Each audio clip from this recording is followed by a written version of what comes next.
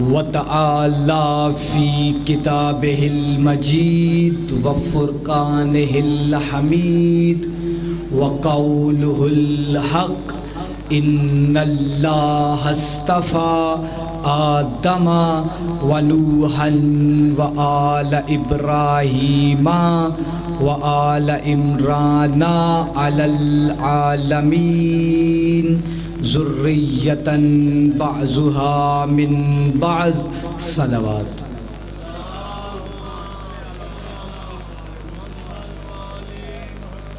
کافی احباب تشریف فرما ہیں، مل کر باواز بلند صلوات پڑھ لیں۔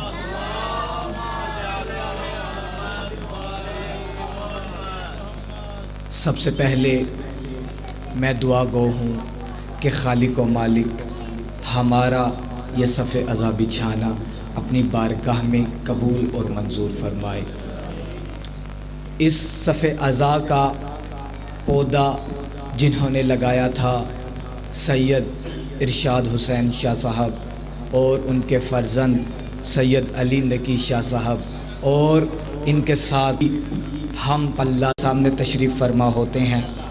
جب مجھے فرداً یہ بتایا گیا تھا کہ آپ ماشاء اللہ تعالی اسلام آباد سے اور اسلام آباد کے بہت ہی اچھے مدارس سے جامعۃ الکوثر سے جناب شیخ صاحب کے مدرسے سے کہ اللہ ان کی روح کو شاد فرمائے اور کروٹ کروٹ جنت عطا فرمائے، آپ ان کے مدرسے سے فارغ و تحصیل ہیں، تو مجھے بہت خوشی ہوئی کہ آپ ہمارے درمیان اپنے قیمتی اوقات میں سے وقت دینے کے لیے یہاں پر تشریف رکھتے ہیں۔ تو میں طالب علم ہوں، آپ مجھ طالب علم کے لیے دعا کر دیجئے گا، ان کی صحت و سلامتی کے لیے، اور جتنے بھی علماء حق کا ہمارے سروں پر تشریف رکھتے ہیں اور ہمارے سروں پر ہیں کہ ان کا سایہ ہمارے سروں پر ہمیشہ قائم اور دائم رہے، ان کی تمام علماء کی صحت و سلامتی کے لیے بآواز بلند تر صلوات پڑھ لیں۔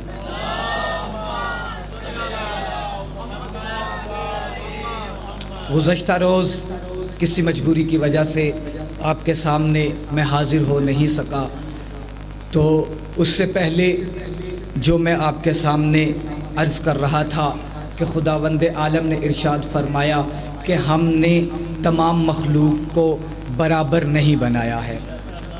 بس میرا ساتھ دیجئے گا، چند لمحوں کے لیے آپ کے سامنے میں لب کشائی کروں گا۔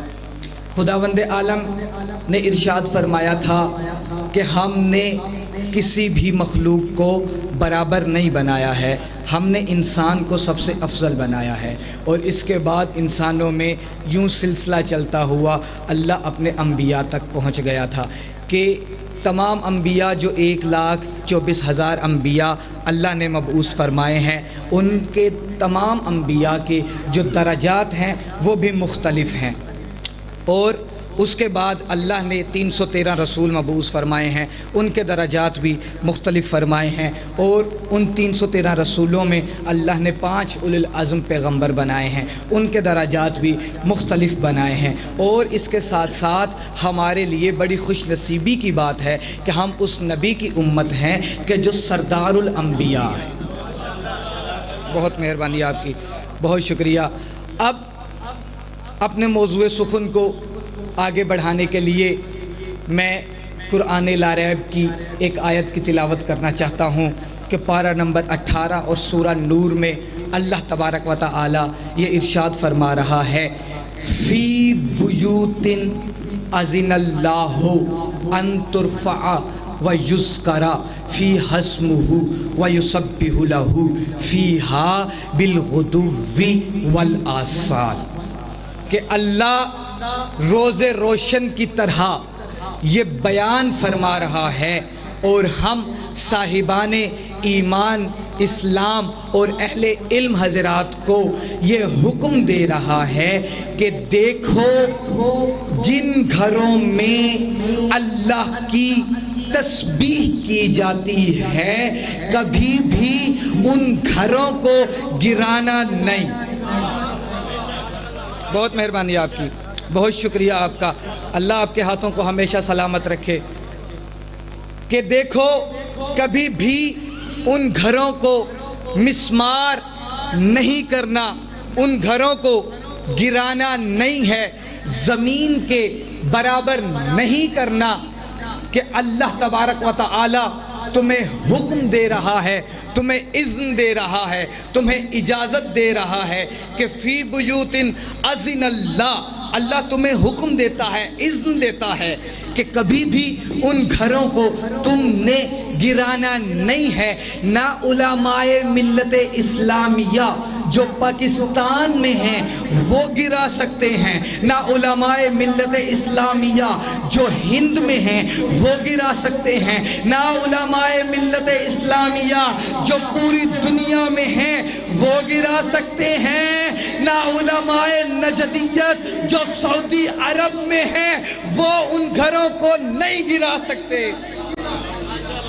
بہت مہربانی آپ کی حیدری یا علی، کہ اللہ تبارک و تعالی اپنی کتاب لا ریب میں یہ ارشاد فرما رہا ہے کہ اللہ تمہیں اذن دیتا ہے کہ ان گھروں کو بلند رکھو، نہ صرف بلند رکھو بلکہ صبح و شام ان گھروں میں اللہ کی تسبیح کی جاتی ہے۔ تو آپ کے سامنے میں عرض گزار ہوں کہ اگر کوئی یہ کہے کہ ان گھروں سے مراد بیت اللہ ہے تو بیتن واحد، کچھ ایسے گھر بھی ہیں کہ جن کو ہر حالت میں بلند رکھنا ہے، نہ صرف بلند رکھنا ہے بلکہ ان کے دروازے پر صبح و شام اللہ کی تسبیح کا ذکر کرنا ہے۔ بہت مہربانی، مل کے نعرہ لگائیے گا، ہاتھ اٹھا کے حیدری یا علی۔ اِنَّا اول بیت وضع للناس، کہ اللہ نے اپنے بیت کو، بے تحقیق اپنے بیت کو کائنات کے لیے، لوگوں کے لیے مرکز ہدایت بنایا۔ بیت کہا، بیوت نہیں کہا۔ وَإِذْ جَعَلْنَا الْبَيْتَ مَثَابَةً لِلنَّاسِ، جب اللہ نے اپنے بیت کو، اپنے گھر کو بنایا کس کے لیے؟ لوگوں کے ثواب کے حسین، کہ میرے بیت کی، میرے گھر کی دیواروں کو بلند کرو۔ بیت کہا، بیوت نہیں کہا۔ حیدری یا علی، اللہ نے بیت کہا، بیوت نہیں کہا۔ وَأَحِلَ أَن طَهِرْ بَيْتِيَ لِلطَّائِفِينَ وَالْعَاكِفِينَ وَالرُّكَّعِ السُّجُودِ، اللہ ابراہیم سے بھی اور اسماعیل سے بھی وعدہ لے رہا ہے۔ شاہ جی، اللہ ابراہیم نبی سے اور اسماعیل نبی سے وعدہ لے رہا ہے کہ تم کیا کرو؟ أَن طَهِرْ بَيْتِيَ، میرے گھر کو پاک رکھو، میرے بیت کو پاک رکھو۔ یہاں بھی اللہ بیت کہتا ہے، بیوت نہیں کہتا۔ قبلہ حیدری یا علی مولا، درود پڑھ لیجئے محمد و آل محمد کی ذات۔ وقت ملحوظ خاطر ہے، وقت انتہائی قلیل ہے۔ جو میں کہنا چاہتا ہوں وہ کہہ کر میں آگے بڑھنا چاہتا ہوں کہ اللہ تبارک و تعالی نے حکم دیا فی بیوت اذن اللہ ان ترفع ویذکر فیہا اسمہ ویسبح لہ فیہا بالغدو والآصال۔ جب اس آیت کو رسول خدا نے اصحاب کے مجمع میں تلاوت فرمایا کہ اللہ کہتا ہے ان گھروں کو رکھو پاک جن گھروں میں نور کی قندیل روشن ہے اور جن گھروں میں اللہ کی تسبیح کی جاتی ہے صبح و شام۔ تو تاریخ اسلام کی بہت بڑی شخصیت حضرت ابو بکر رضی اللہ تعالی عنہ کہتے ہیں کہ ان گھروں سے مراد کیا ہے، ان گھروں سے مراد کیا ہے، ان گھروں سے مراد کیا ہے؟ اب جو رسول خدا نے سنا تو کہا ہوا بیوت الانبیاء، ان گھروں سے مراد انبیاء کے گھر ہیں۔ اور اب حضرت ابو بکر کہتے ہیں یا رسول اللہ کیا یہ گھر یا رسول اللہ کیا یہ گھر علی و بطول کا گھر بھی ان گھروں میں شامل ہے؟ بھائی کن کے گھروں کا ذکر کر رہے تھے رسول؟ انبیاء کے گھروں کا۔ کیا کہا رسول نے؟ ہوا بیوت الانبیاء، وہ انبیاء کے گھر ہیں۔ تو حضرت ابوبکر نے یہ کیوں نہیں کہہ دیا کہ یا رسول اللہ کیا میرا گھر بھی ان گھروں میں شامل ہے؟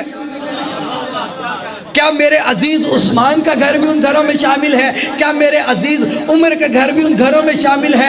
سلمان کا گھر ان گھروں میں شامل ہے؟ مقداد کا گھر ان گھروں میں شامل ہے؟ ابو ذر کا گھر ان گھروں میں شامل ہے؟ تو اس کا مطلب انہوں نے نہیں پوچھا۔ جب نہیں پوچھا تو اس کا مطلب کہ وہ جانتے تھے کہ صحابی ہونا اور بات ہے، چادر تطہیر کے سائے میں آنا اور بات۔ مل کے نعرہ حیدری یا علی۔ اب جو حضرت ابوبکر نے، اور میں رخصت ہو جاؤں گا، عزاداروں، ماتمیوں، رونے والوں، یہ دن مخصوص دن ہیں کہ جن دنوں میں تم عزاداری کر رہے ہو، ماتمداری کر رہے ہو، شہ کو پرسہ دیتے ہو۔ ہمارا یہ ایمان ہے، عقیدہ ہے کہ ہماری مجلسوں میں اس غم کی وارث بی بی سیدہ فاطمہ الزہرا جنت البقیع چھوڑ کر اپنے بیٹے کا پرسہ لینے آتی ہے۔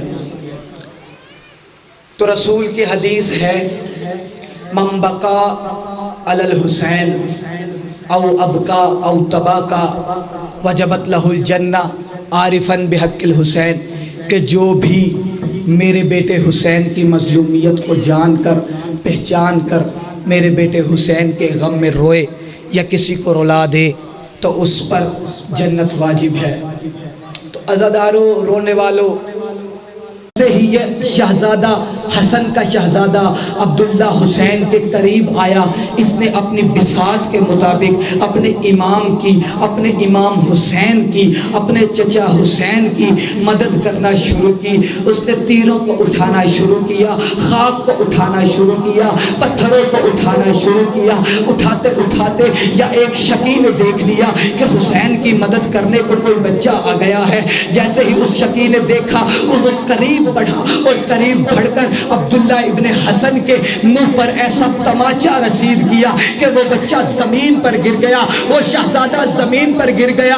اب عزاداروں، رونے والوں، تھا تو علی کا پوتا، اس نے کیا کیا کہ زمین سے ایک پتھر اٹھا کر اس شقی کی پیشانی میں مارا۔ وہ شقی جلال میں آیا، غضبناک ہوا کہ اس شقی نے اپنی تلوار کو نکال کر اس ننھے سے شہزادے پر تلوار کا وار کیا کہ شہزادے نے اپنے ہاتھوں سے تلوار کے وار کو روکا۔